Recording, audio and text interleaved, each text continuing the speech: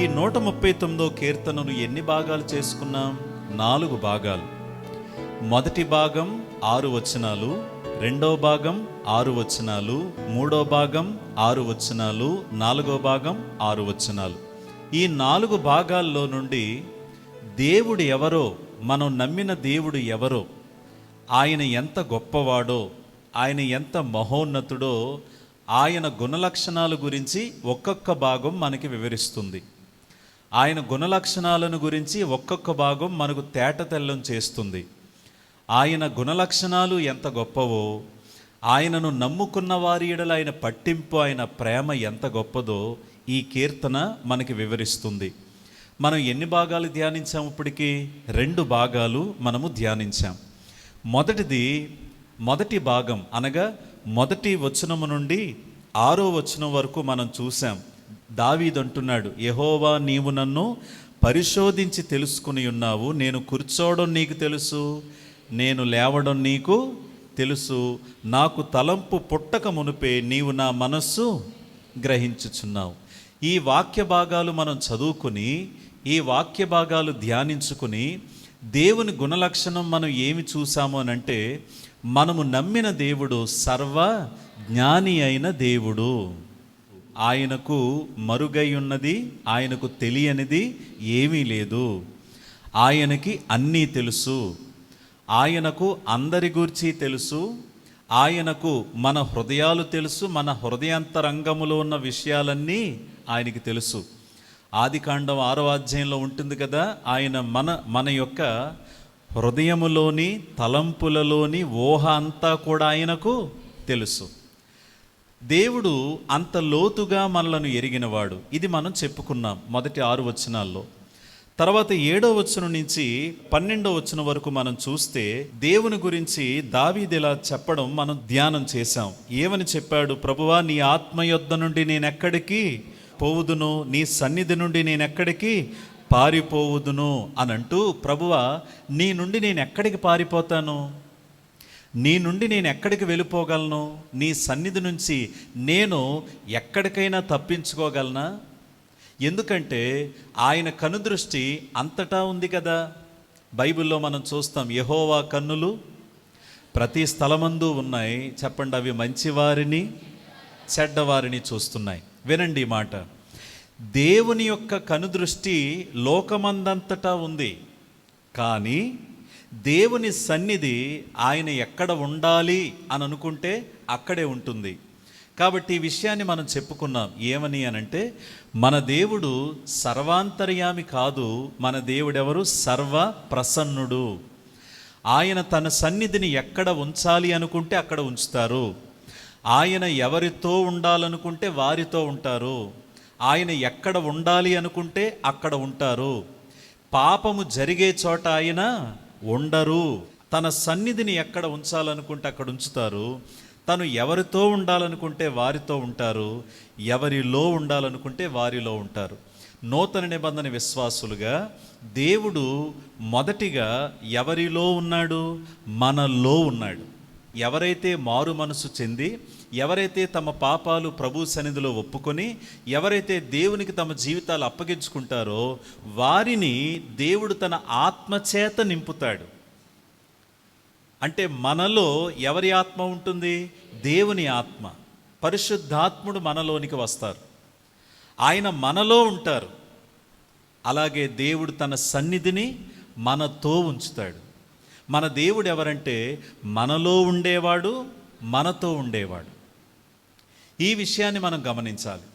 అందుకే దేవుడు ఎక్కడో ఉన్నాడు అని మనం అనుకోకూడదు. అలా అనుకునేది అన్యజనులు. మనం అన్యజనుల్లాగా మనం దేవుణ్ణి నమ్మలేదు.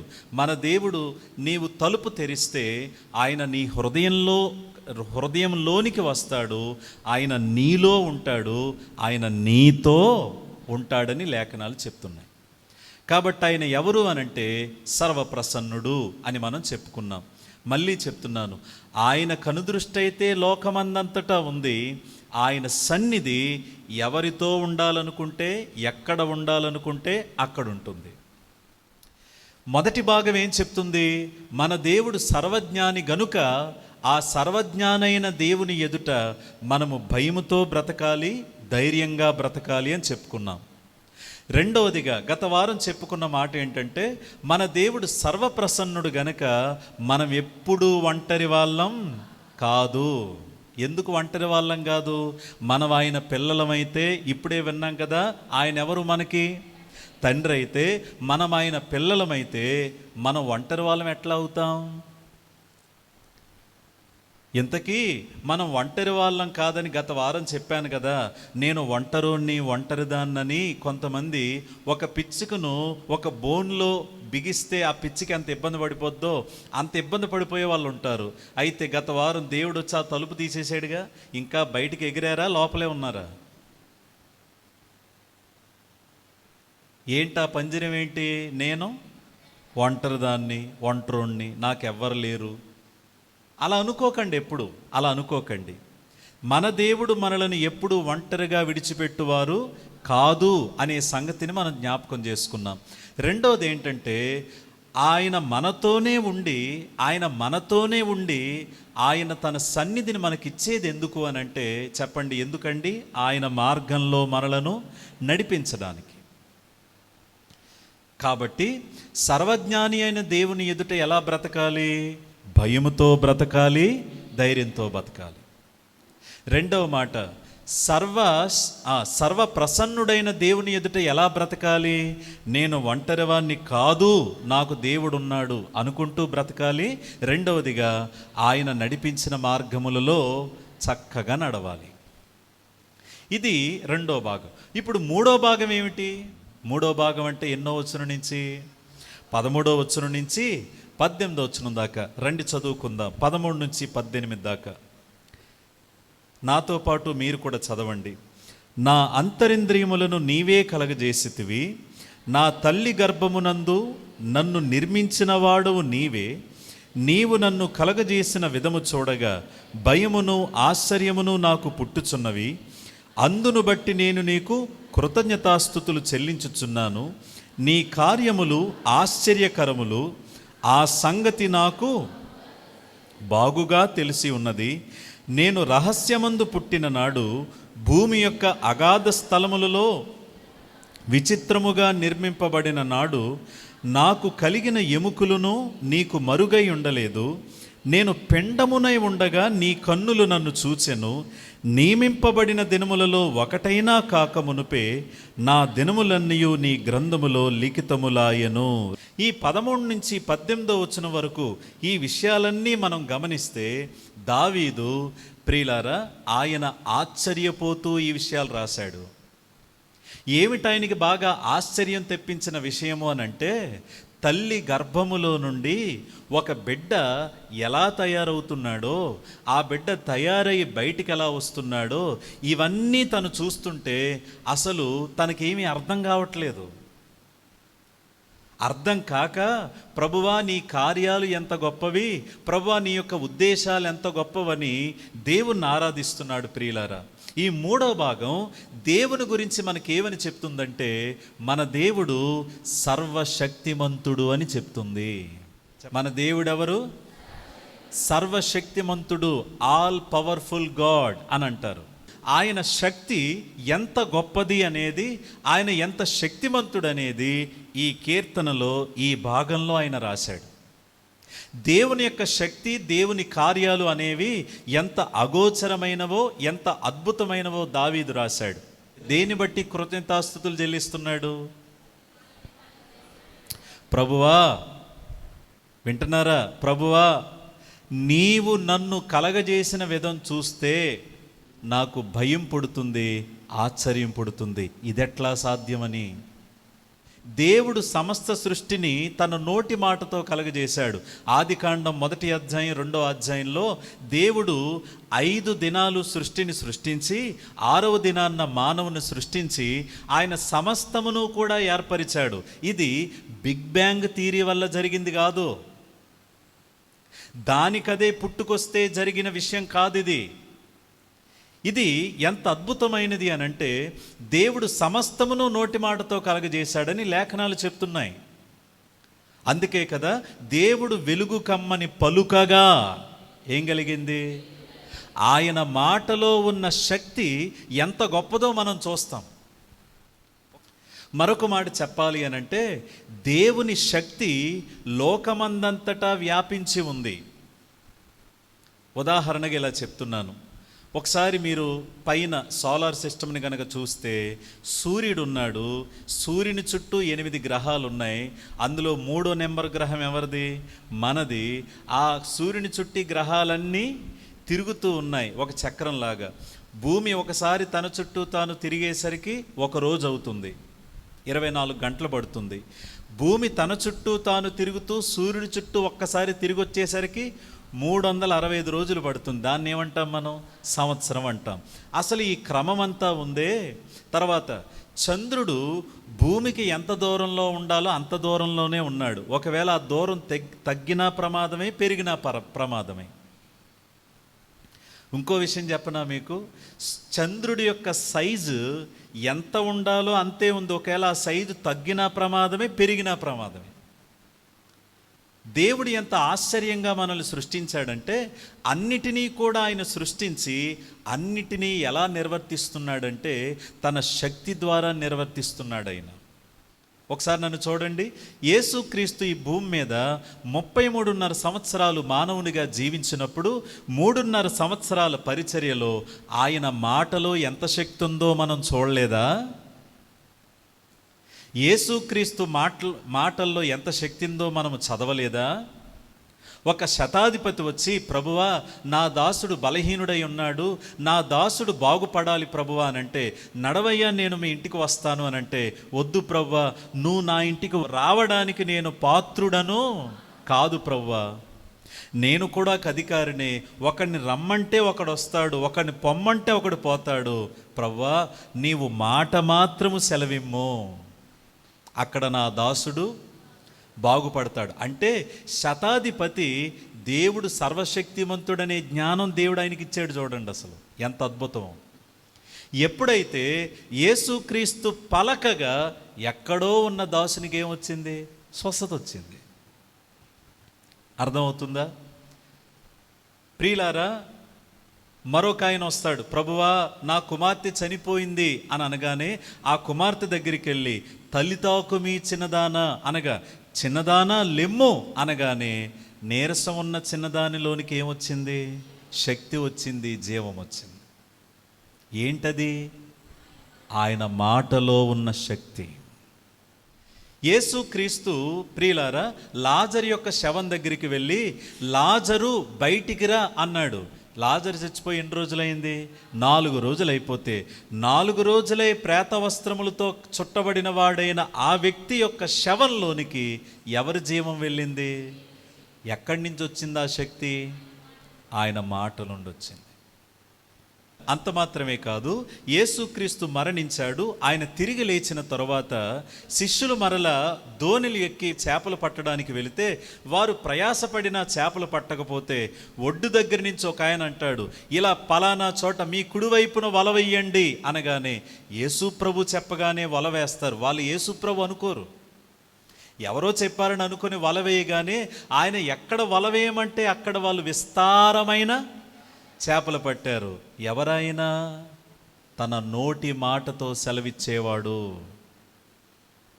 ఇక్కడ కూర్చుని వాక్యం వింటున్న దేవుని ప్రియులారా, ఆయన మాటలో శక్తి ఉంది. ఆ శక్తితో ఆయన ఎన్నో కార్యాలు చేశాడు. అంత మాత్రమే కాదు, ఇక్కడ ఇంకొక చిన్న తలంపు కూడా చెప్తాను. ఏంటంటే, దేవుని మాటలో ఎంత శక్తి ఉందంటే, ఆ దేవుని మాటలో ఉన్న శక్తి ఎంత గొప్పదంటే, ఈ పరిశుద్ధ గ్రంథము ఎప్పుడో వ్రాయబడినప్పటికీ కూడా ఇప్పటికీ 2026 సంవత్సరంలో ఎవరెవరైతే మంచి హృదయంతో దీన్ని చదువుతున్నారో, అది చదువుతుండగా ఇందులో ఉన్న సంగతులను వింటూ ఉండగా చచ్చిపోయిన జీవితాల్లోకి ఏమొస్తుంది? అర్థమవుతుందా ఆయన మాటలో ఉండే శక్తి ఏంటో? మారు మనసు లేని వారికి ఏమొస్తుంది? మారు మనసు వస్తుంది. దేవుడెవరో తెలియక ఆత్మీయంగా పాపంలో చచ్చిపోయిన వారిలోనికి ఏమొస్తుంది? జీవం వస్తుంది. కారణం ఏంటంటే ఆయన మాటలో ఉన్న శక్తి. కారణం ఏమిటంటే ఆయన సర్వశక్తిమంతుడు. Hour God is all powerful God. ఆయన సర్వశక్తిమంతుడు. ఈ సమస్త సృష్టిని తన శక్తితోనే నిర్వర్తిస్తున్నాడు. ఆయన ఎప్పుడో కలగజేశాడండి. ఇప్పటికీ కూడా సృష్టి దేవుని యొక్క నోటి మాటను బట్టే ఎవరికి లోబడుతున్నాయి? దేవునికి లోబడుతున్నాయి. ఎంత ఆశ్చర్యం అండి ఇది. మీకు ఇంకో విచిత్రమైన సంగతి చెప్పమంటారా?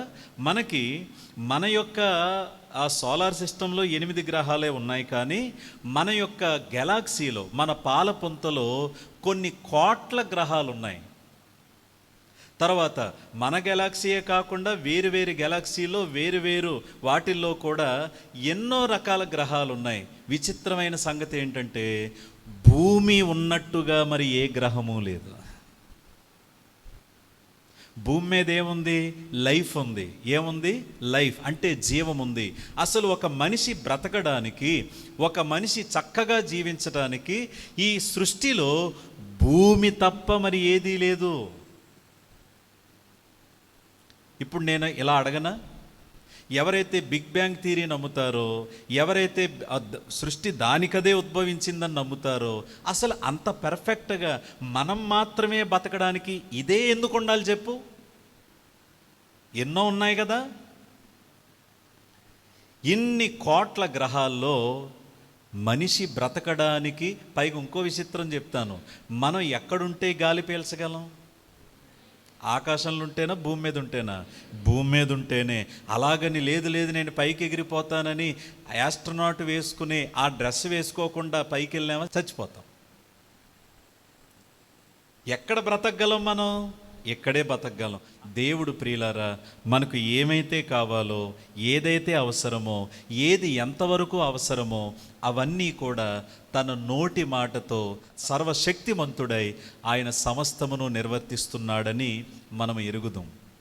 అయితే దావీదు ఇవన్నీ చూడడం లేదు. ఇప్పుడు సృష్టిని చూడడం లేదు, ఆకాశాన్ని చూడడం లేదు, ఇంకేమీ చూడడం లేదు. ఆయన ఎవరిని చూస్తున్నాడు? మనిషిని చూస్తున్నాడు. ఎవరిని? అసలు దేవుడు సృష్టి ఎంత గొప్పదో అసలు ఇవన్నీ చూడడం సంగతి పక్కన పెట్టండి, మనిషిని చూస్తేనే దావీదుకి అర్థం కావట్లా. అగస్టీన్ అనే పేరు ఎప్పుడైనా విన్నారా? భక్తుడైన అగస్టీన్, పరిశుద్ధుడైన అగస్టీన్ అనే బిరుదు కూడా ఇచ్చారు కదా. అగస్టీన్ అనే భక్తుడు అంటాడు ఏమనంటే, మనుషులు ఎలాంటి వారంటే ఈ సృష్టిలో ఉన్న అందాలను చూడడానికి, సముద్రాలను చూడడానికి, పర్వతాలను చూడడానికి ఎక్కడెక్కడికో వెళ్ళిపోయి అబ్బావి ఎంత అందంగా ఉన్నాయో, ఎంత అద్భుతంగా ఉన్నాయో అని అన్నీ తిరుగుతారు. అసలు దేవుడు సృష్టి ఎంత అద్భుతంగా ఉందో తెలియాలంటే అసలు ఒక మనిషిని చూస్తే అర్థమైపోద్ది అన్నాడు ఆయన. ఎవరిని చూస్తే? ఒకసారి మిమ్మల్ని మీరు చూసుకోండి. Just look in to your self. ఒక్కసారి మిమ్మల్ని మీరు చూసుకుంటే you will know the power of God. ఒక్కసారి మనల్ని మనం చూసుకుంటే దేవుడు ఎంత గొప్పవాడో, ఆయన ఎంత శక్తిమంతుడో, మన ఎడల ఎంత పట్టింపు ఉందో మనల్ని మనం చూసుకుంటేనే అర్థమైపోద్ది ప్రియులారా. ఏ కారణం ఏమిటి అనంటే మన జ్ఞానం బట్టి కాదు నేను అనేది. మన జ్ఞానం బట్టో, మన తెలివితేటలను బట్టో, లేకపోతే మనకున్న జ్ఞాన వివేచనలు బట్టో మనం గొప్పవాళ్ళం అని నేను చెప్పడం లేదు. మనకు వచ్చిన స్కిల్స్ని బట్టి మనం గొప్పవాళ్ళం అని నేను చెప్పట్లేదు. అసలు మనిషిని మనిషిగా చూస్తే మన జీవితం ప్రారంభమే ఒక అద్భుతం. మన జీవిత ప్రారంభమే ఒక అద్భుతం. ఒకసారి అందరూ చూడండి. నా పేరు ప్రతాప్ కుమార్. ఇప్పుడు నా జీవితం ఎప్పుడు ప్రారంభమైంది? మా అమ్మ నాన్నగారి ద్వారా, మా తల్లి ద్వారా నేను బయటికి రాగానే నాకు ప్రతాప్ కుమార్ అనే పేరు పుట్టిన ఎన్నాళ్ళకి పెట్టారో నాకు తెలియదు. పుట్టినప్పటి నుంచి నా జీవితం ప్రారంభమైందని మీరు అనుకుంటారు.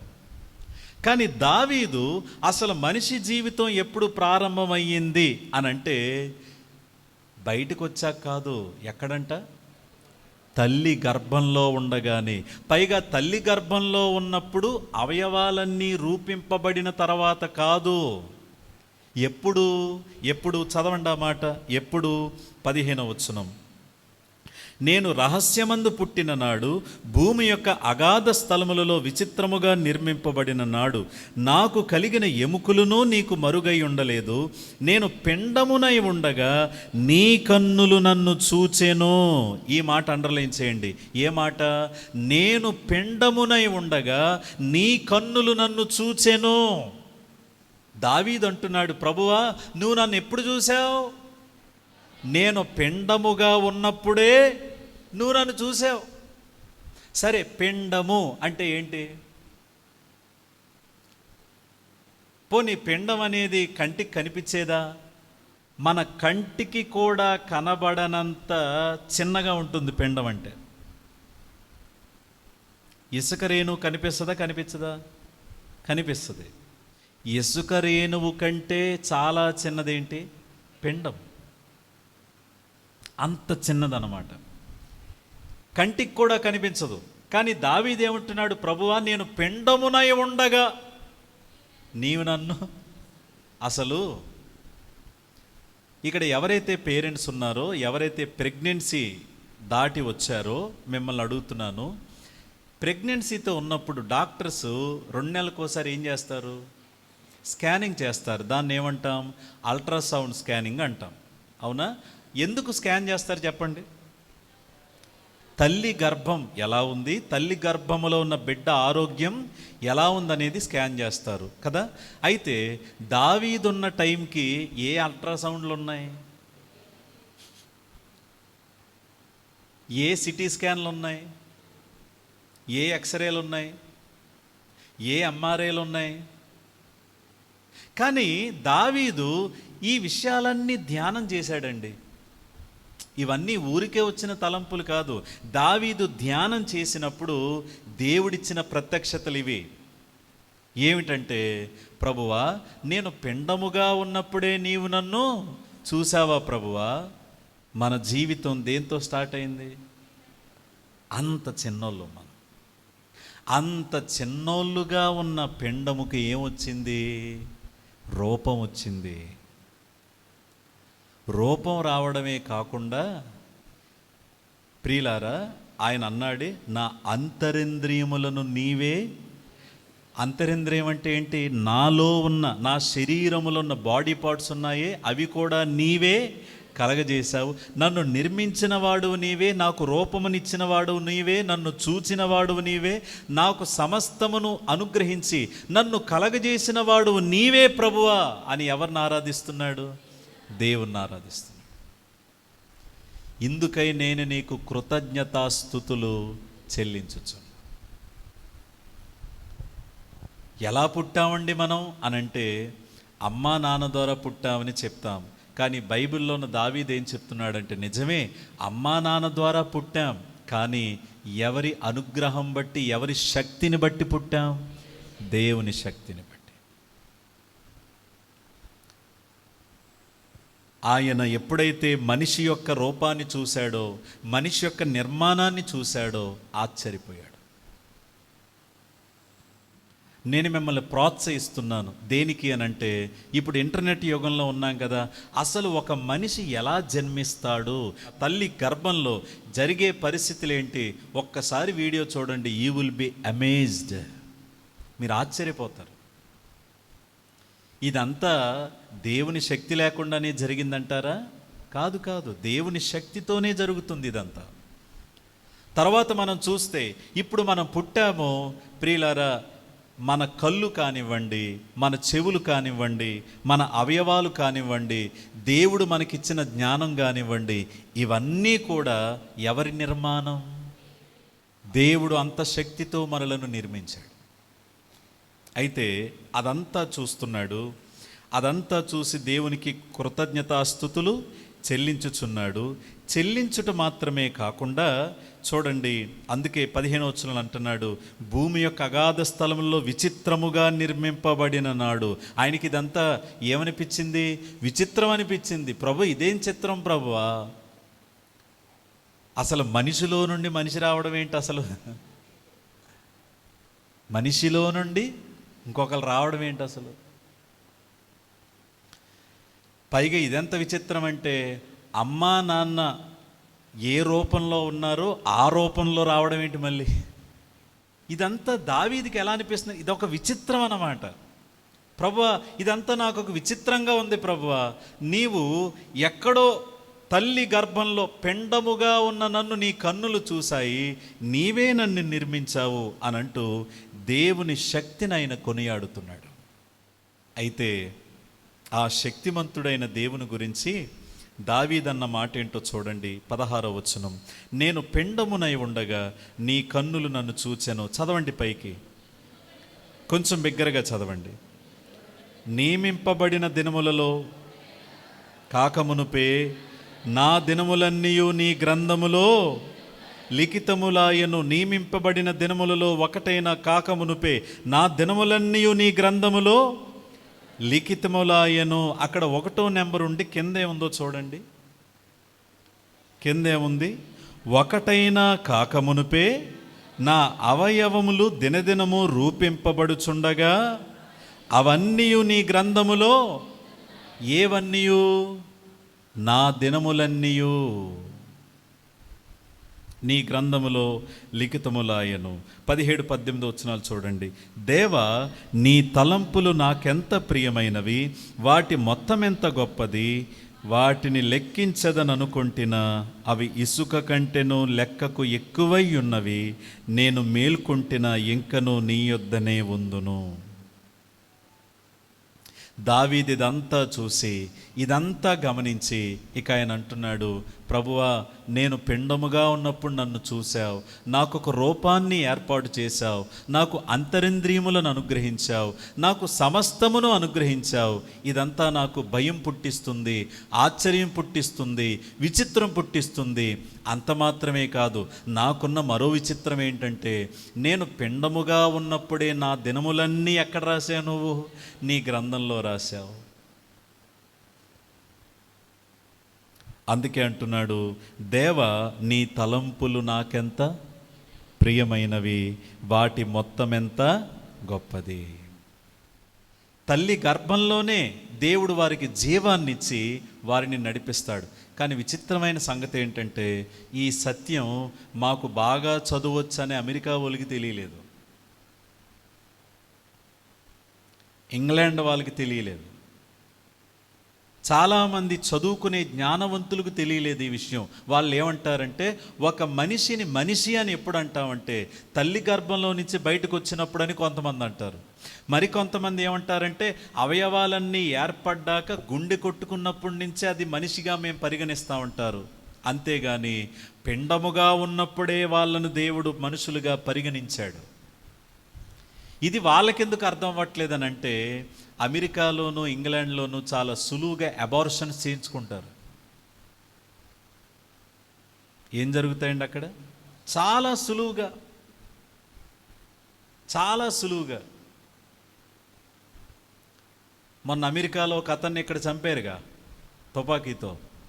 చార్లీ కర్క్ ఉన్నాడు కదా, చార్లీ ఉన్నాడు కదా, తనని ఇక్కడ కాల్చి ఎందుకు చంపారంటే, తను అది చెప్పేవాడు. ఏమనంటే, తల్లి గర్భంలో ఉన్నప్పుడే దేవుడు వారిని మనిషిగా పరిగణించాడు, మనిషిగా పరిగణించిన వారిని మీరు అబార్షన్స్ చేయిస్తూ మీరు అలా ఉన్నారంటే మీరు నరహత్య చేస్తున్నారు అని అనేవాడు. యవనస్తులారా, మీరు మీ శరీరాలు పాడు చేసుకుంటున్నారు. శరీరాలు పాడు చేసుకోవడమే కాకుండా చేసిన తప్పును కప్పిపుచ్చుకోవడానికి ఏం చేసుకుంటున్నారు? హాస్పిటల్కి వెళ్ళి అబార్షన్లు చేయించుకుంటున్నారని చెప్పినందుకు చంపేశారు అతన్ని. ఇంకొక ఘోరమైన సంగతి ఏంటో చెప్పనా? మనం ఎటువంటి సమాజం మధ్యలో ఉన్నామో చెప్పమంటారా ప్రియులారా? ఉదాహరణకు ఎవరికైనా మొదటి 2 కూతుర్లు పుట్టారనుకోండి, మూడోసారి మరలా ఆమె ప్రసవం, ప్రియులారా, ఆమె గర్భవతి అయ్యిందనుకోండి. ప్రసవం రాకముందు వాస్తవంగా ప్రసవం రాకుండా ఆ బిడ్డ మగబిడ్డ ఆడబిడ్డ అనేది బయటికి చెప్పొచ్చా, చెప్పకూడదా? చెప్పకూడదు. ఎందుకు చెప్పకూడదు? మనం ఎలాంటి వాళ్ళమో చట్టానికి తెలిసి ఆ చట్టం తీసుకొచ్చింది. ఎందుకంటే మనుషులందరికీ, ముఖ్యంగా భారతీయులకి ఎవరి పిచ్చి? కొడుకులు పిచ్చి. కొడుకులు పిచ్చి ఏంటంటే, కొడుకు పుడితే ఒకలాగా, కూతురు పుడితే ఒకలాగా. కొంతమంది ఎలాంటి వాళ్ళంటే ప్రియులారా, ఎంత బలహీనులు అంటే, ఈ కుమారుడే పుట్టాలి అని అనుకునే వాళ్ళు ఒకవేళ స్కానింగ్ తీయించారనుకోండి, అందులో గనక కొడుకు కాదు కూతురని తెలిసిందనుకోండి, కొంతమంది సులువుగా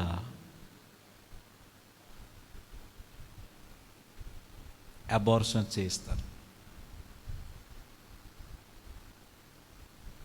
ఇది చదవండి ఒకసారి.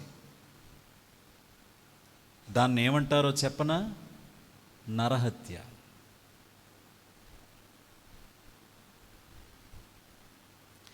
అబార్షన్ అనేది ఎటువంటి సమయాల్లో పరిగణిస్తారంటే, తల్లి గర్భంలో బిడ్డ ఆరోగ్య పరిస్థితులను బట్టి, అనారోగ్య పరిస్థితులను బట్టి, ముఖ్యంగా ఇప్పుడు మనం తినే తిళ్ళు ఆరోగ్యకరంగా ఉంటున్నాయా, పాడైపోయినాయా?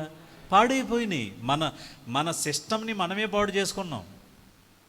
ఎందుకంటే అన్నిటిలోకి ఏమొచ్చింది? కల్తీ వచ్చింది కదా. తినే ఆహారం కల్తీ అయింది, చివరికి ఆరోగ్యాన్ని ఇచ్చే ఫలాలు ఉంటాయి, ఫ్రూట్స్ కూడా కల్తీ అయిపోయినాయి. అన్నీ కూడా కల్తీ అయిపోయిన తర్వాత ఈ కల్తీలన్నీ తినేస్తూ మనం సరైన ఆరోగ్యంతో లేకుండా అనారోగ్యంతో ఉంటున్నాం.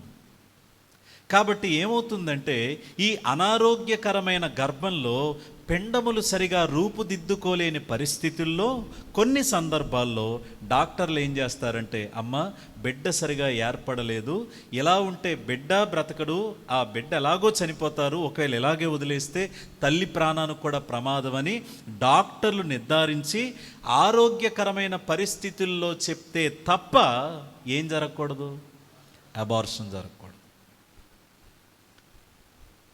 కానీ మన సమాజం ఎంతకు తెగించిందంటే, కూతురు అని తెలిసినందుకు అబార్షన్లు చేయిస్తున్న కఠినాత్ములైన క్రూరాత్ములైన తల్లిదండ్రులు ఉన్నారండి సమాజంలో. నేను చెప్పింది నిజమా అబద్ధమా? నరహత్యది. It's a murder, it's not an abortion.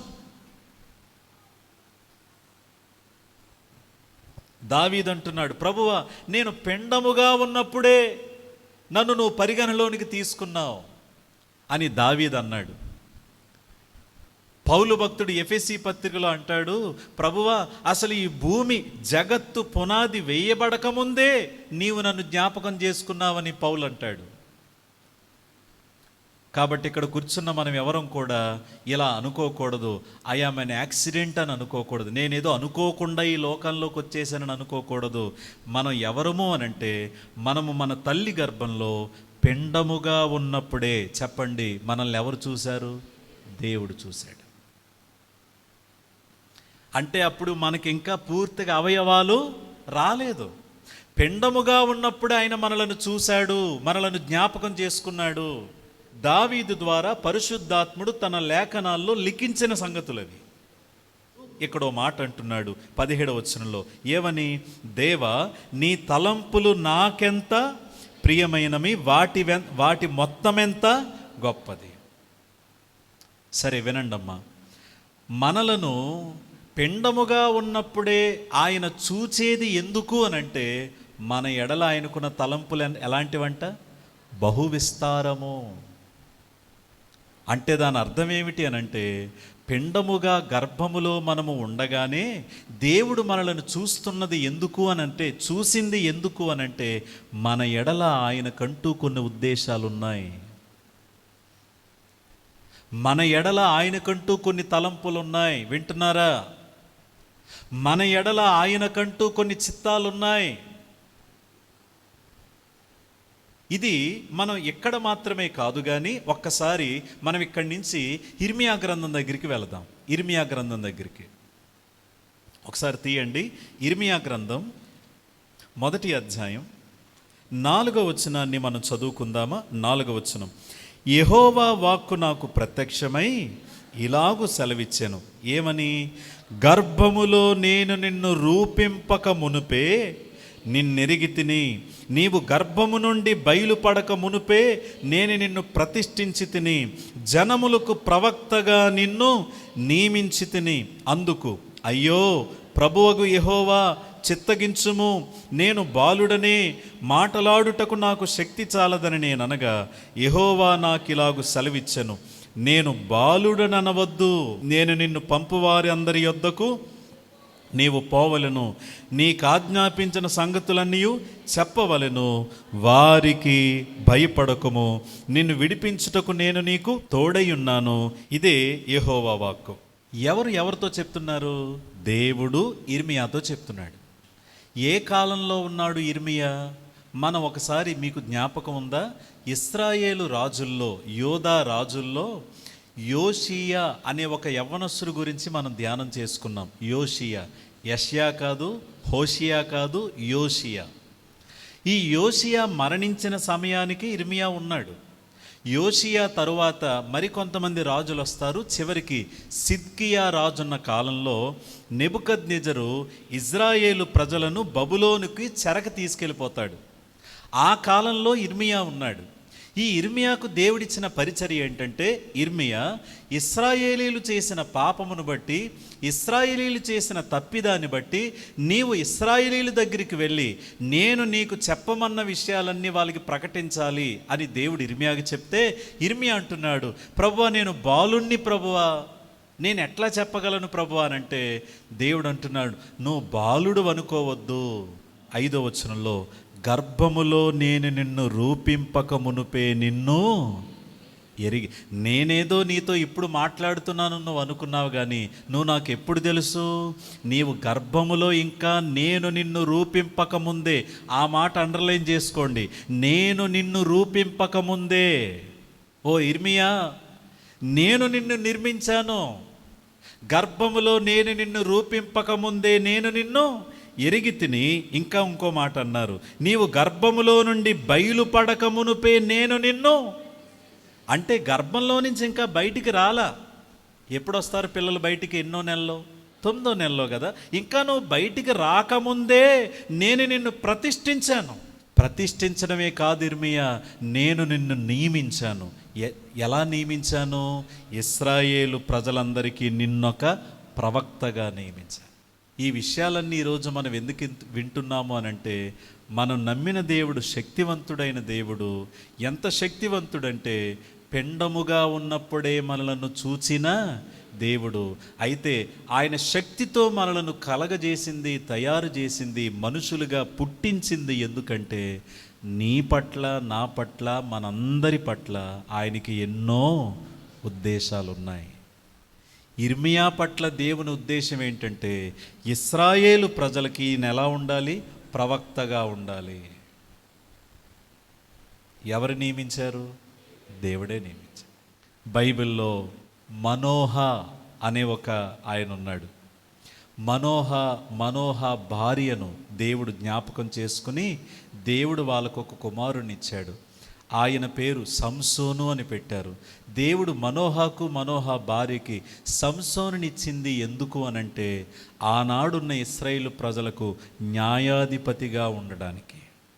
మనం కొంచెం నూతన నిబంధనలోకి వస్తే ఒక భార్యాభర్తల కోసం చదువుతాము. వాళ్ళ గురించి ఏమని ఉంటుందంటే, జకరియా ఎలిజబెత్ గురించి ఉంటుంది. వారు ఎవరంటే, వారు వయసు నిండిన వృద్ధాప్యము కలిగిన వారై ఉండి, దేవుని యందు భయభక్తులు కలిగిన వారై ఉండి, దేవుని ఎదుట నీతిమంతులై ఉన్నారని ఉంటుంది. మరి జకరియా ఎలిజబెత్ను ప్రేమించి దేవుడు ఎవరినిచ్చారు? యోహాన్నిచ్చారు. యోహానికి దేవుడిచ్చిన పరిచర్య ఏంటంటే, యోహాను యేసుక్రీస్తు కంటే ముందు ఈ లోకానికి వచ్చి దేవుని మార్గాలను సరళం చేసే పరిచర్య దేవుడు ఎవరికి ఇచ్చాడు? యోహానికి ఇచ్చాడు. ఎక్కడున్నప్పుడు? అసలు తల్లి గర్భములో రూపింపబడకముందే. ఈ నియామకాలన్నీ ఎప్పుడు జరిగాయి? వాళ్ళు ఇంకా ఒక రూపాన్ని తెచ్చుకోకముందే. అబ్బా, ఎంత శక్తిమంతుడు! ఆయన కార్యాలు ఎంత ఆశ్చర్యం! ఈ వాక్యం వింటున్న మనకు ఉండాల్సిన అవగాహన ఏమిటి అనంటే, ఎక్కడున్న మనమందరం కూడా ఎవరి శక్తి ద్వారా నిర్మించబడ్డాం? దేవుని శక్తి ద్వారా. తల్లి గర్భంలో నుంచి మనం బయటకు వచ్చామంటే ఎవరు రూపుదిద్దితే వచ్చాం? దేవుడు రూపుదిద్దితే మనం వచ్చాం.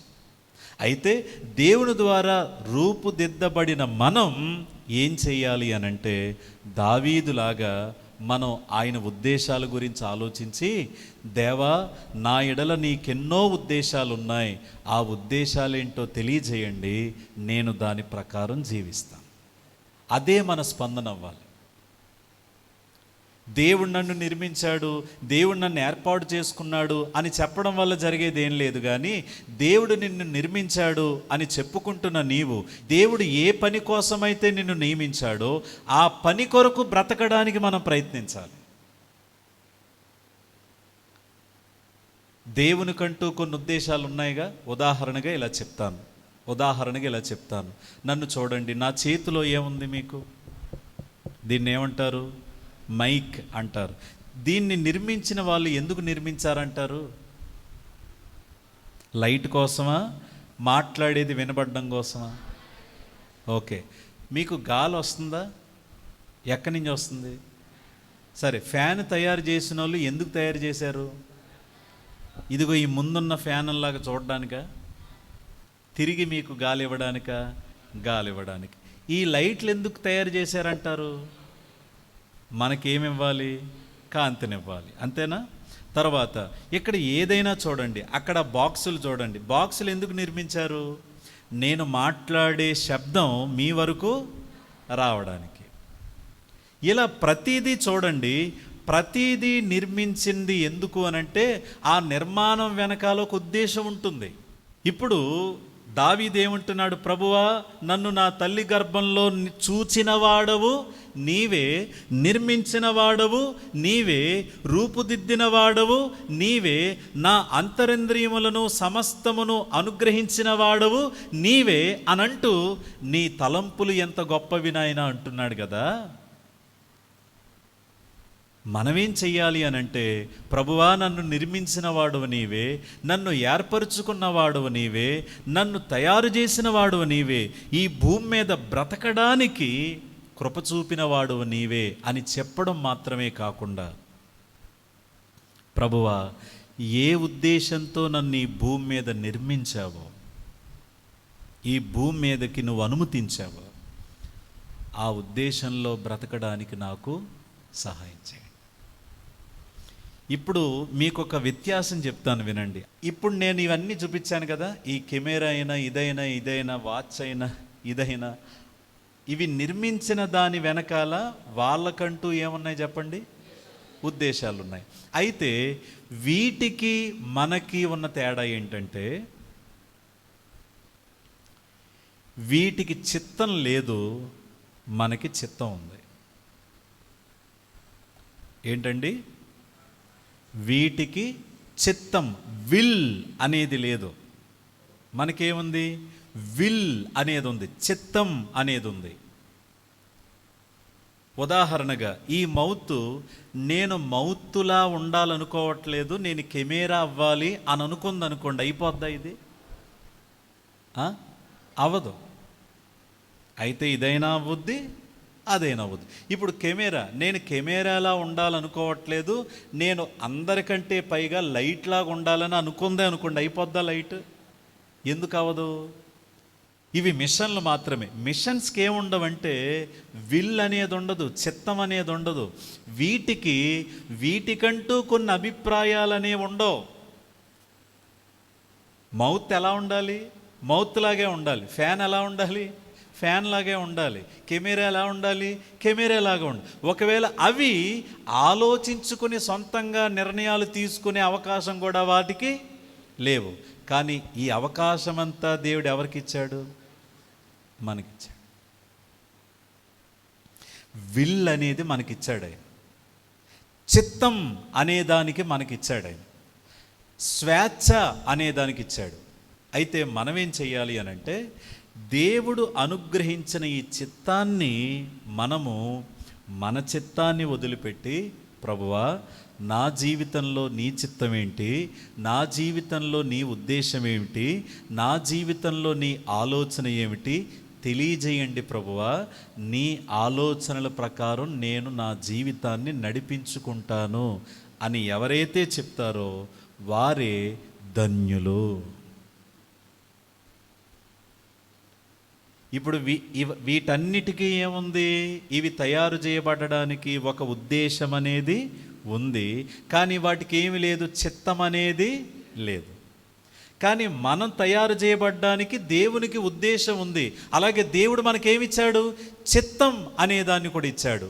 అయితే మనమేం చేస్తున్నాం, మనుషులమేం చేస్తున్నాము అని అంటే, దేవునికి నా ఎడల ఉన్న తలంపులు ఏంటనేది ఎప్పుడో మర్చిపోయి ఆయన చిత్తానికి వ్యతిరేకంగా చేయడానికి తెగిస్తున్నాం మనం. నంద్యాల ఇమ్మాన్యుయల్ అని చెప్తారు ఈ మాట.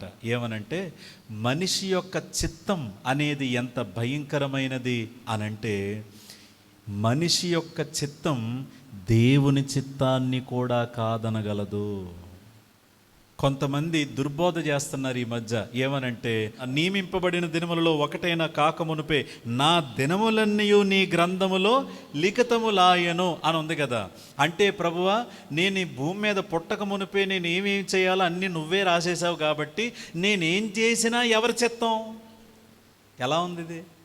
ఈ థియాలజీ నమ్మే వాళ్ళు ఎంత తలలు పీకుతున్నారు అనంటే, వాళ్ళు పాడవుతూ అందరినీ ఎలా పాడు చేస్తున్నారంటే, వాళ్ళు ఏం చెప్తారంటే, ఏది జరిగినా ఎవరి చిత్తం? దేవుని చిత్తమే. కాబట్టి ఆ బోధ నమ్మే వాళ్ళల్లో నేను ఎరిగిన ఒక అతను ఉన్నాడు. అతను ఒకసారి ఒక పాపంలో పట్టబడిన తర్వాత ఒక వ్యక్తి, ఎందుకయ్యా నువ్వు పాపం చేశావు?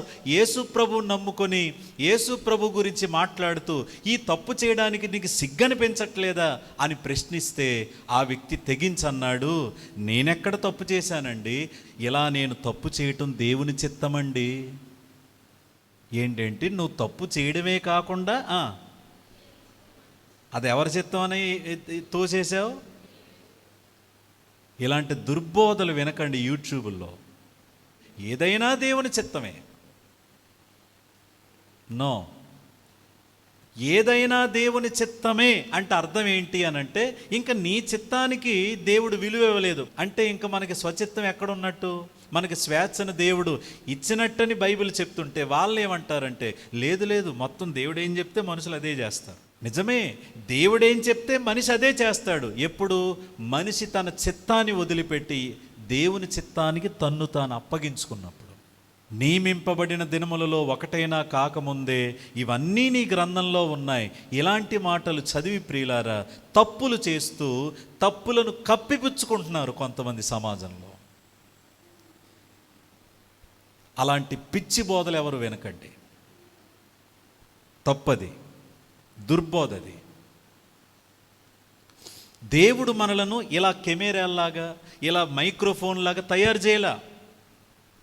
దేవుడు మనకు చిత్తమునిచ్చాడు, స్వేచ్ఛనిచ్చాడు. అందుకే కదా బైబిల్లో దేవుడు పదే ఇలా అన్నాడు. ఏమని? మేలు నీ ఎదుటే ఉంది, కీడు నీ ఎదుటే ఉంది. ఏం కావాలో నీ ఇష్టం. మరణ మార్గము ఉంది, జీవ మార్గం ఉంది. ఏ మార్గంలో వెళ్ళాలో నీ ఇష్టం. ఇలా వినండి ఒకసారి. యేసు ప్రభు సిలువలో వేలాడుతూ కూడా మార్పు చెందడానికి అవకాశం ఇస్తే, ఆయన ఒక దొంగకే ఇచ్చాడా అవకాశం? ఇద్దరు దొంగలకి ఇచ్చాడా? ఎంతమంది మారారు? ఒక్కడే మారాడు. ఇంకొకడు నా చిత్తం నా ఇష్టం అనుకున్నాడు. దేవుడు తన చిత్తాన్ని మనకు తెలియజేసి, తన ఉద్దేశాలను మనకు తెలియజేసి, తన వాక్కు ద్వారా తన ప్రత్యక్షతలు మనకిచ్చినప్పుడు మనం ఏం చెయ్యాలంటే, మన చిత్తాన్ని వదిలిపెట్టి ఎవరి చిత్తం కిందకి వెళ్ళాలి? వెళితే అప్పుడు మన ఎడల తనకున్న ఉద్దేశాలను నెరవేర్చుకుంటాడు ఆయన. లేదండి, నా ఇష్టం నాదే, నేను అనుకున్నట్టు నేను ఉంటాను, నేను మందిరానికి వస్తాను కానీ నాకు నచ్చిందే నేను చేస్తాను, నేను అనుకున్నట్టే నేను బ్రతుకుతాను నువ్వు అనుకుంటే, నువ్వు దేవుని దగ్గరికి వస్తున్నావు కానీ దేవుని చిత్తానికి నీ జీవితంలో ఏమి ఇవ్వలేదు, విలువ ఇవ్వలేదు కదా. ఇక దేవుడికి నీ ఎడల ఉన్న ఉద్దేశాలను ఎలా నెరవేరుస్తాడైనా?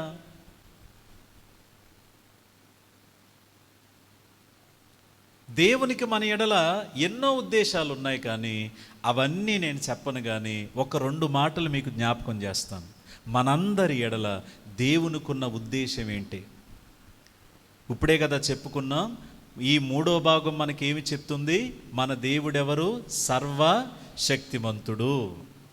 ఎంత సర్వశక్తిమంతుడంటే, మనము పిండముగా ఉన్నప్పుడే మనలను చూచింది ఆయనే, నిర్మించింది ఆయనే, ఏర్పరిచింది ఆయనే. ఏర్పరిచిన దేవుడు మన ఎడల ఆయనకి ఏమున్నాయి? ఎన్నో గొప్ప ఉద్దేశాలు ఉన్నాయి. ఆ ఎన్నో అనేది నేను చెప్పడం లేదు, కానీ ఒక్క రెండు చెప్తాను.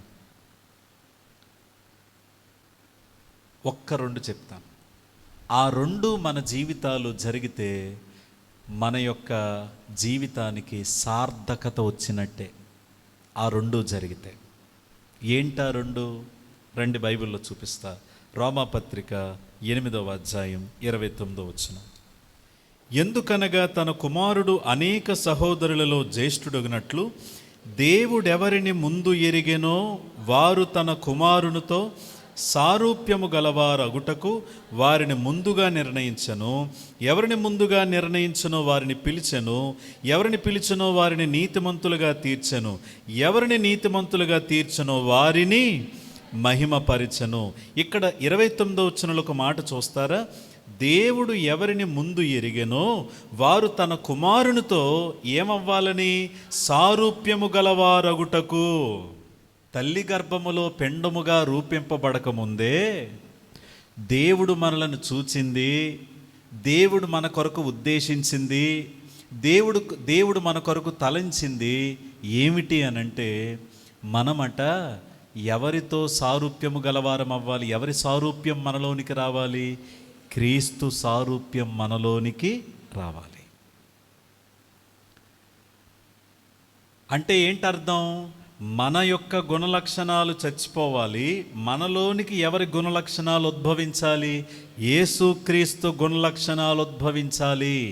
ఎఫెసీ పత్రిక 4:15 చదవండి ఒకసారి. ఎఫెసీ పత్రిక. ప్రేమ కలిగి సత్యము చెప్పుచు క్రీస్తు వలె ఉండుటకు మనం అన్ని విషయములలో ఎదుగుదము. ఒకసారి ఫిలిప్పీ పత్రిక 2:5 తీయండి ఒకసారి. ఫిలిప్పీ 2:5 చదువుతున్నాను. క్రీస్తు యేసునకు కలిగిన ఈ మనస్సు మీరును కలిగి ఉండండి. ఎవరి మనస్సు? క్రీస్తు మనస్సు. ఇప్పుడు మళ్ళీ పేతురు 2వ పత్రిక 1వ అధ్యాయం 4వ వచనం. ఆ మహిమ గుణాతిశయములను బట్టి ఆయన మనకు అమూల్యములను అత్యధికములునైన వాగ్దానములను అనుగ్రహించి ఉన్నాడు.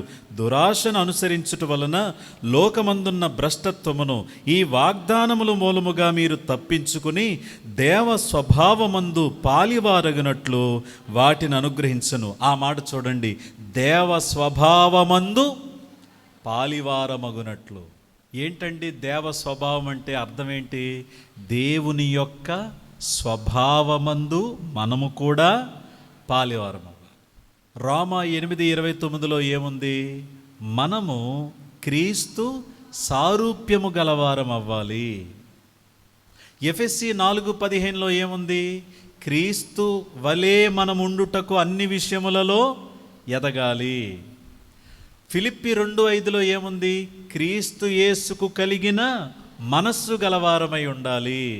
పేతురు పత్రికలో ఏముంది? మనము దేవుని స్వభావములో పాలివారం అవ్వాలి. ఇప్పుడు చెప్పండి, దేవుడు అసలు మనల్ని నిర్మించింది ఎందుకు? మనం మనలా పుట్టి, మనలా బతికి, మనలా చచ్చిపోవడానికా? మనం ఏం చేయాలి? మనం మనలాగే పుట్టాం, కానీ పుట్టిన మనం దేవుని గూర్చి తెలుసుకుని దేవుని యొక్క సువార్తను అంగీకరించి, దేవుని యొక్క సువార్తను అంగీకరించిన మనం మన పాపములు ఒప్పుకొని పశ్చాత్తాపపడి మన పాపములను విడిచిపెట్టి దేవుని అంగీకరించి దేవుని స్వభావములో మనము దినదినమో వర్ధిల్లాలి. ఇప్పుడు నా పేరుతో చెప్పుకోవాలంటే ప్రతాప్ కుమార్ చచ్చిపోయి ప్రతాప్లోకి ఎవరి మనసు రావాలి? అంతే దేవుని ఉద్దేశం. నేను నాలా బతకడం ఆయనకి ఇష్టం లేదు. ప్రతాప్ మనసు ఎలాంటిది? ఎవరైనా ఏదన్నా అంటే పగ పెంచుకునే మనసు. దేవుని మనసు ఎలాంటిది? ఎవరైనా ఏదన్నా అంటే క్షమించే మనసు. ఇప్పుడు ఏ మనసు రావాలి? నాది చచ్చిపోవాలి. ఎవరిది రావాలి? దేవుడిది రావాలి. నా మనసు ఎలాంటిది? పాపములో పుట్టి పాపములో పెరిగి పాపములో ఆనందించే మనసు. దేవుని మనసు ఎలాంటిది? పరిశుద్ధత కోరే మనసు. ఇప్పుడు ఏ మనసు చచ్చిపోవాలి? నా మనసు చచ్చిపోయి దేవుని మనసు అయిన పరిశుద్ధంగా నేను బతకాలి. నా పేరు పెట్టుకుని ఎందుకు చెప్తున్నానంటే మీకు అర్థం అవడానికి. కొట్టిన వారిని మన మనసు ఏం చెప్పుద్ది? ఒక్క మాట అంటే తిరిగి అను, ఒక్కటి కొడితే తిరిగి కొట్టు. ఇది ఎవరి మనసు? మన మనసు. దేవుని మనసుతో నింపబడిన వాళ్ళం ఏం చేస్తాం? కొట్టిన వారిని క్షమిస్తాం. మన శత్రువుల కోసం ఏం చేస్తాం? ప్రార్థన చేస్తాం. మన మనసు ఎలాంటిది అంటే హెచ్చించుకునే మనసు. అన్నిటిల్లోనూ ప్రత్యేకంగా ఉండాలనుకుంటాం. నన్ను పట్టించుకోవాలి, నన్ను చూడాలి, నేను అందరిలోనూ ప్రత్యేకంగా ఉండాలి. ఇది మన మనసు. కానీ దేవుని మనసు ఎలాంటిదంటే అందరూ పట్టించుకోవాల్సిన అవసరం లేదు, కానీ మనం ముందుండాలి అని అనుకోకూడదు, హెచ్చించుకోవాలి అని అనుకోకూడదు. దేవుడు మనకి నేర్పించింది ఏంటి? ఇది దేవుని మనసు. మన మనస్సులో మనం చచ్చిపోతూ ఎవరి మనస్సును కలిగి బ్రతకాలి? ఇది మనందరి ఎడల దేవుని ఉద్దేశం. దేవుని చిత్తం అనగానే అందరూ ఏమనుకుంటారంటే, నా ఎడల దేవుని చిత్తం ఏంటండి అంటే నేను ఏ ఊరిలో ఉండాలి, నేను ఎప్పుడు ఇల్లు కట్టుకోవాలి, నేను ఎప్పుడు స్థలం కొనుక్కుంటాను, నేను అనుకున్నవి ఎప్పుడు జరుగుతాయి, నేను ఎవరిని వివాహం చేసుకోవాలి, పిల్లలు ఎప్పుడు పుడతారు, పుడితే కొడుకు ఎప్పుడు పుడతాడు, ఈ కాదండి. ఈ క్యూరియాసిటీ ఉంటుంది మనకి, ఆతృత ఎక్కువ ఉంటుంది ఇలాంటివి తెలుసుకోవాలని. అలాంటివి మనకి తెలిసినా తెలియకపోయినా పర్వాలేదు. కొంతమంది ఇలా చెప్తారు, ఏమనంటే మీ బలహీనతలను వారు క్యాష్ చేసుకోవడానికి ఏమంటారంటే, దేవుడు నాకు నీ గురించి బయలుపరిచాడు, నీకు ఉద్యోగం రాబోతుందంట, నువ్వు ఇల్లు కట్టబోతున్నావంట. ఇవి కాదండి. దేవుడు మన ఎడల కలిగి ఉన్న మహత్తరమైన ఉద్దేశాలు అని చెప్తూ ఇవి కాదు మనం ఆలోచించాల్సింది. మనం ఆలోచించాల్సింది ఏంటంటే, ప్రభువా నా సారూప్యములో నేను ఉండకూడదు, నాలోనికి నీ సారూప్యం రావాలి. ఇది నీ చిత్తం, ఇది నీ ఉద్దేశం. నేను తల్లి గర్భములో పిండముగా ఉన్నప్పుడే నీవు నన్ను ఏర్పరచుకున్నది. ఎందుకంటే నేను నాలా పుట్టి బ్రతికి చచ్చిపోవడానికి కాదయ్యా, నాలా పుట్టిన నేను నా పాత జీవితాన్ని వదిలిపెట్టి నా పాత జీవితానికి స్వస్తి చెప్పి నూతనమైన ఆనందంతో, నూతనమైన జీవితంతో, నీ సారూప్యంతో నేను బ్రతకాలి. అదే మనందరి ఎడల ఎవరి చిత్తం? 2 చేతులు ఎత్తి స్తోత్రం చెప్పండి, బిగ్గరగా చెప్పండి. నేను అడుగుతున్నాను, మరి ఆ చిత్తం మనలో నెరవేరుతుందా? నేను ఇప్పుడే కదా చెప్పాను, మనం పిండంగా ఉన్నప్పుడు చూసింది ఎవరు? దేవుడేగా. మనల్ని నిర్మించింది ఎవరు? దేవుడేగా. ప్రతిరోజు మీరు అద్దంలో మీ యొక్క ముఖాన్ని చూసుకుని మురిసిపోతారే, ఆ రూపం ఇచ్చింది ఎవరు? దేవుడేగా. మీ శరీరంలో ఆరోగ్యం, పని చేసుకోవడానికి శక్తిని, ఆరోగ్యాన్ని ఇచ్చింది ఎవరు? దేవుడేగా. మీరు పుట్టక ముందు మాత్రమే కాకుండా మీరు పుట్టాక ఎంత విచిత్రమో చూడండి. అసలు ఒక బిడ్డ పుట్టక ముందే ఆ బిడ్డకు కావలసిన పాలను కూడా ముందుగా సిద్ధపరిచేది ఎవరు? దేవుడేగా. ఎంత గొప్ప దేవుడండి ఆయన! మన కోసం ఇవన్నీ సిద్ధపరిచి ఆయనను తెలుసుకోవాలని, ఆయన సారూప్యంలోనికి మనం మారాలని మన ఎడల విస్తారమైన తలంపులు ఆయన కలిగి ఉంటే మనమేమో చాలా చిన్నగా ఆలోచిస్తామేంటండి? అబ్రహామును దేవుడు 12వ అధ్యాయంలో పిలిచాడు. ఏమని? అబ్రహామా, నీవు నీ తండ్రి ఇంటిని వదిలిపెట్టి నేను నీకు చూపించే దేశమునకు వెళ్ళుము, నిన్ను గొప్ప జనముగా చేసి నిన్ను ఆశీర్వదించి నీ నామాన్ని నేను గొప్ప చేస్తాను, నీవు ఆశీర్వాదంగా ఉంటావు అని దేవుడు ఎవరికి చెప్పారు? అబ్రహాము విషయంలోనేమో దేవుడు కొన్ని వందల వేల సంవత్సరాలు తర్వాత గురించి ఆలోచిస్తూ ఆ మాట చెప్పాడు ఆయన. కానీ అబ్రహాము దేవుని మాట విన్నాడు, విశ్వాసం ఉంచాడు, విధేయత చూపాడు, చక్కగా ప్రయాణం స్టార్ట్ చేశాడు. కానీ అబ్రహాం మనసంతా కొడుకు మీదే ఉంది. 15వ అధ్యాయం వచ్చేసరికి దేవుడు అబ్రహాముతో మాట్లాడుతుంటే, ప్రభువా నువ్వు నాకేమిస్తే ఏంటి ప్రభువా, నువ్వు నాకు ఎంత ఇస్తే ఏంటి ప్రభువా, నాకేమి లేదు, సంతానం లేదు, ఇంకేం చేస్తానులే, ఇంకా ఉన్నాడుగా ఎలియాజర్నే పెంచుకుంటానులే అన్నాడు అబ్రహాం. దేవుడు ఏమన్నారంటే, లేదు అబ్రహాము, ఎలియాజరు కాదు, నేను నీకు నీ భార్యకి ఒక కుమారుణ్ణి ఇస్తాను అని అన్నాడు. అనడమే కాకుండా 400-500 సంవత్సరాల తర్వాత జరగబోయేదంతా దేవుడు కలలో చెప్పేస్తాడు అబ్రహాముకి. కానీ అబ్రహాము ఎంత బలహీనుడు అయ్యారంటే, ఆ తర్వాత అధ్యాయంలోనే 16వ అధ్యాయంలోనే ఆయన మనసంతా కొడుకు మీద ఉంది కదా, ఆ కొడుకుని ఎలాగైనా సంపాదించుకోవాలని దేవుణ్ణి అడగకుండా ఆయన సొంత మార్గంలో వెళితే ఇష్మాయేలు పుట్టాడు. ఇష్మాయేలును దేవుడు కుమారుడుగా, అబ్రహాము కుమారుడిగా చూశాడు కానీ వారసుడిగా చూడలేదు. ఈ విషయం నేను మీకు ఎందుకు చెప్తున్నానంటే, అబ్రహాము నాకు కొడుకు పుడితే చాలు, నాకు కొడుకు పుడితే చాలు, ఆ బిడ్డ గురించే ఆలోచిస్తున్నాడు. కానీ దేవుడేమో ఒక జనాంగం గురించి ఆలోచిస్తున్నాడు. అబ్రహామేమో నాకు ఎవరో ఒకరు పుడితే చాలు అని అనుకుంటున్నాడు. కానీ దేవుని దృష్టిలోనేమో, అబ్రహామా నీ విషయంలో నాకు బోళ్ళని తలంపులు ఉన్నాయి.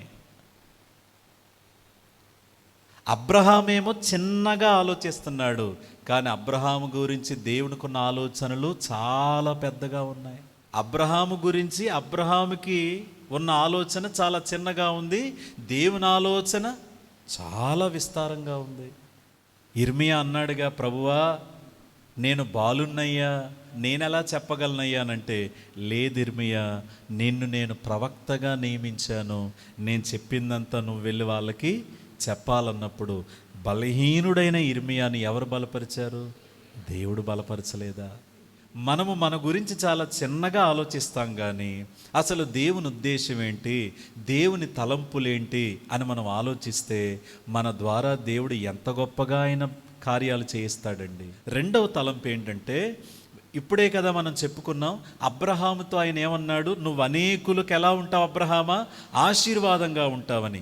దేవునికి మన ఎడల కలిగిన ఉద్దేశం ఏంటంటే, మనము క్రీస్తు సారూప్యంలోనికి మార్పు చెందుట మాత్రమే కాకుండా, అలా మార్పు చెందిన మనం అనేకులకు ఎలా బ్రతకాలి, ఆశీర్వాదంగా బ్రతకాలి. ఆశీర్వాదంగా బ్రతుకుతూ సత్క్రియలు చేస్తూ బ్రతకాలి. సత్క్రియలు. ఒకసారి మీ బైబిల్లో పౌలు భక్తుడు తీతుకు రాసిన పత్రిక తీయండి.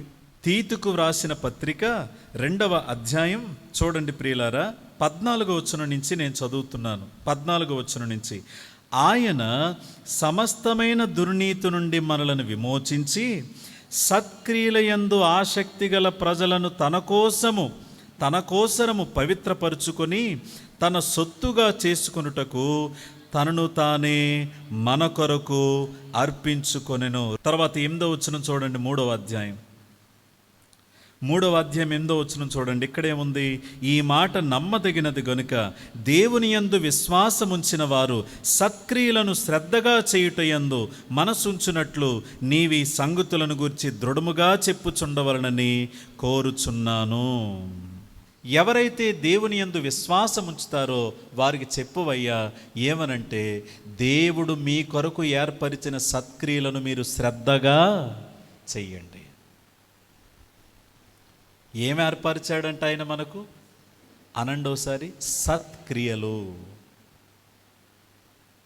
ఆ సత్క్రియల్లోనే ఆయన కొరకు మనం చేసే కార్యాలు ఉన్నాయి. అలా మనం సత్క్రియలు చేస్తే, ఇప్పుడు చెప్పండి, మన జీవితం మనమే దీవించబడ్డంతో ముగించబడుతుందా, మన జీవితం ఆశీర్వాదం అవుతుందా? ఆశీర్వాదం. బయట మీకు చెట్లు కనిపిస్తున్నాయా? చెట్లు ఉన్నాయి కదా. ఇప్పుడు చెట్లు ఉన్నాయి కదా, ఆ చెట్లు ఎదిగేవి ఎందుకు, ఫలించేవి ఎందుకు? చెట్టు ఎదిగేది చెట్టు కోసమా, మన కోసమా? చెట్టు మనకి నీడనిస్తుంది, చెట్టు మనకి గాలినిస్తుంది. చెట్టు మనకు ఊపిరినిస్తుంది, ఆక్సిజన్ ఇస్తుంది. చెట్టు మనకు ఎన్నో మేళ్ళు చేస్తుంది, మనం తినడానికి ఫలాలనిస్తుంది. మొదటి కీర్తనలో దేవుని యందు భయభక్తులు కలిగిన వాడు దేంతో పోల్చబడ్డాడు? చెట్టుతో పోల్చబడ్డాడు. ఎవరైతే చెట్టు వలె ఉంటారో అని మనం చూస్తాం కదా. ఆకు వాడక తన కాలమందు ఫలమిచ్చు చెట్టు వలె ఉంటాడని ఉంది కదా. అసలు చెట్టు ఎదిగేది చెట్టు కోసం కాదు, మన కోసం. ఇప్పుడు యేసు ప్రభుని నమ్మిన వాళ్ళం మనం చాలాసార్లు ఏమని ప్రార్థన చేస్తామంటే, ప్రభువా నన్ను దీవించు, నన్ను దీవించు, నన్ను దీవించు, నన్ను ఆశీర్వదించు, నన్ను ఆశీర్వదించు, నా కుటుంబాన్ని ఆశీర్వదించు. ఇంకా మన ప్రార్థనలు ఎప్పుడు చూసినా కనిపించేది ఎవరు? మనమే.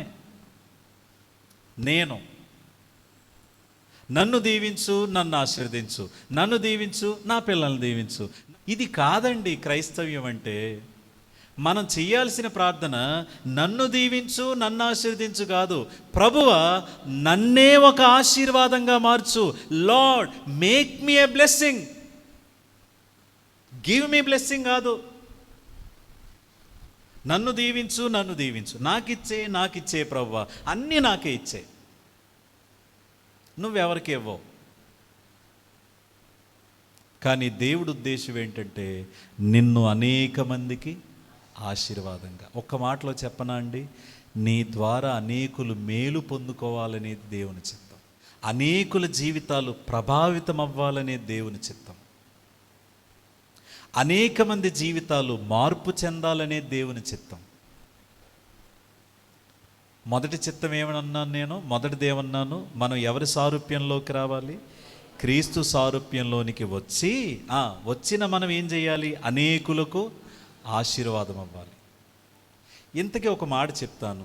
యేసుక్రీస్తు మనసు ఎలాంటిదండి?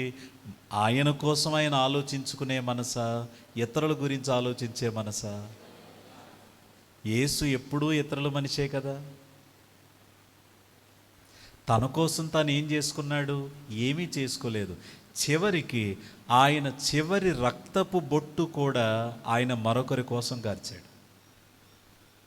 మనమేమో యేసు ప్రభు నమ్ముకున్నామని చెప్పి మన కోసమే మనం బతికి, ప్రభువా నేను, నా కుటుంబం, నా ఉద్యోగం, నా వ్యాపారం అన్నీ మనమే ఆలోచిస్తే దేవుని ఉద్దేశాలు నెరవేరవు. దావీదు వలె మనం అనలేం. ఏమని? ప్రభువా నీ తలంపులు బహువిస్తారం అని మనం అనలేం. ఇక్కడ వ్యక్తిగతంగా నేను ఒక మాట చెప్పాలి అనంటే, మీలో చాలామందికి నేను పరిచర్యలోకి వచ్చాకే తెలుసు ఇక్కడ. కానీ చాలా తక్కువ మందికి నేను చిన్నప్పటి నుంచి ఎలా ఎదిగానో తెలిసిన వాళ్ళు ఉంటారు ఇక్కడ. చాలా తక్కువ మంది ఉన్నారా? ఓకే. ఇప్పుడు నేను మిమ్మల్ని ఒక ప్రశ్న అడుగుతాను. ఏంటా ప్రశ్న అంటే, నన్ను మీరు అప్పుడు చూసినప్పుడు, ఎప్పుడు చిన్నోడుగా మీరు చూసినప్పుడు 2026లో ఇలాంటి నన్ను మీరు ఊహించారా? మీరు ఊహించలేదు, నేను ఊహించలేదు. నేను ఇలా మారుతానని నేను అనుకోలేదు, నేను ఎప్పుడు అనుకోలేదు. అసలు నేను కలలో కూడా ఊహించలేదు. మాట్లాడడం అంటేనే భయం పడే నాకు మాట్లాడే బాధ్యత ఇచ్చాడు ఆయన. నా గురించి నేనేదో డప్పు కొట్టుకోవాలని కాదండి. దేవుని కార్యాలు ఎంత ఆశ్చర్యం అండి, దేవుని ఉద్దేశాలు ఎంత ఆశ్చర్యం అండి. ఏమీ చేయక్కరలేదండి. మనకి ప్రాణం ఇచ్చి, మనల్ని నిర్మించి, మనకు ఏమైతే కావాలో అవన్నీ అనుగ్రహించిన ఆయనకు మన ఎడల ఏమున్నాయి? అనేకమైన ఉద్దేశాలున్నాయి. అవి నెరవేరాలి అని అంటే నీ చిత్తం చావాలి, ఆయన చిత్తం చేయడానికి ఇష్టపడాలి. నీ జీవితంలో నీవు యజమానిగా ఉండకుండా ఆ యజమాని సీట్ ఎవరికి ఇచ్చేయాలి?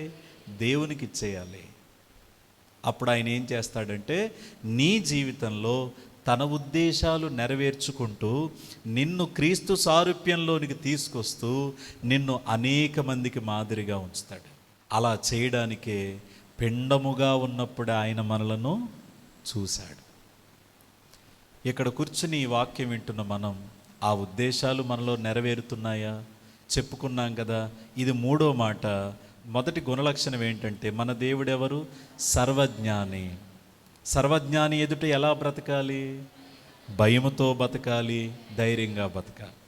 మన దేవుడెవరు? రెండవ మాట, సర్వప్రసన్నుడు. ఎలా బ్రతకాలి? నేను ఒంటరిని కాదు అనుకుంటూ బ్రతకాలి. రెండవది, ఆయన నడిపింపులో బ్రతకాలి. మూడవ మాట ఈరోజు మనం నేర్చుకున్నాం. మన దేవుడెవరు? సర్వశక్తిమంతుడు. ఎప్పుడు చూశాడు మనల్ని ఆయన? పిండముగా ఉన్నప్పుడే చూశాడు. ఎందుకు చూశాడు? మన ఎడల ఆయనకు ఎన్నో ఉద్దేశాలు ఉన్నాయి. ఆ ఉద్దేశాలలో మనం నడవాలంటే మన చిత్తం చావాలి. ఎవరి చిత్తం చెయ్యాలి? అలా చేస్తేనే మన జీవితానికి ఒక అర్థం అనేది ఉంటుంది. దేవుణ్ణి అడుగుదామా ఏమని? ప్రభువా, నేను నీ సారూప్యంలోనికి రావడమే నీ చిత్తం. రెండవది, నా జీవితం అనేక మందికి ఆశీర్వాదంగా ఉండడమే నీ చిత్తం. అలాంటి చిత్తం నేను చేస్తూ నీ కొరకు నీ ఎదుట నీ ప్రజల మధ్య నమ్మకంగా యథార్థంగా బ్రతకడానికి నీ సహాయం నాకు దయచేయి ప్రభువా అనంటే దేవుడు తప్పకుండా మన జీవితాలకు ఒక సార్థకతనిస్తాడు. మనలో ఈ వాక్యం వింటున్న వాళ్ళల్లో యవనస్తులే కాదు, చాలామంది వృద్ధులు ఉన్నారు. వృద్ధులు ఏమనుకుంటారంటే నా ద్వారా దేవుడి ఉద్దేశాలు ఏం నెరవేరుతాలే అని అనుకుంటారు. అలా అనుకుంటే అబ్రహాము, శారా ఎవరు? యవనస్తులా వృద్ధులా? వృద్ధులే. కానీ దేవుడి ఉద్దేశాల కోసం వారు వాడబడలేదా? తర్వాత షడ్రకు, మేషకు, అబేద్నెగో ఎవరు? వారు స్వేచ్ఛగా ఉన్నారా, బానిసలుగా ఉన్నారా? బానిసలే. మరి బానిసల ద్వారా దేవుడు తన ఉద్దేశాలు నెరవేర్చుకోలేదా? ఇర్మియా అన్నాడు కదా, ప్రభువా నేనెవరిని? బాలుణ్ణి అన్నాడు. మరి ఆ బాలుడికే దేవుడు కృపనిచ్చి తన పని కోసం వాడుకోలేదా? దేవునికి మన శక్తి సామర్థ్యాలు కాదండి కావాల్సింది, మనం ఆయనకి ఎంతగా అప్పగించుకుంటామనేది చూస్తాడు ఆయన. ఆయనకి మనల్ని మనం పరిపూర్ణంగా అప్పగించుకుంటూ, ప్రభువా నీవు నన్ను గర్భంలో ఉన్నప్పుడే చూశావు, నన్ను ఏర్పరుచుకున్నావు, నన్ను నియమించుకున్నావు నీ సారూప్యంలోనికి మార్చడానికి, అనేక మందికి ఆశీర్వాదంగా మారడానికి, అటువంటి నీ చిత్తంలో నేను నడవడానికి, నీ చిత్తం నేను చేయడానికి నాకు సహాయం చేయి ప్రభువా అని మనం ఎవరి పాదాలు పట్టుకోవాలి?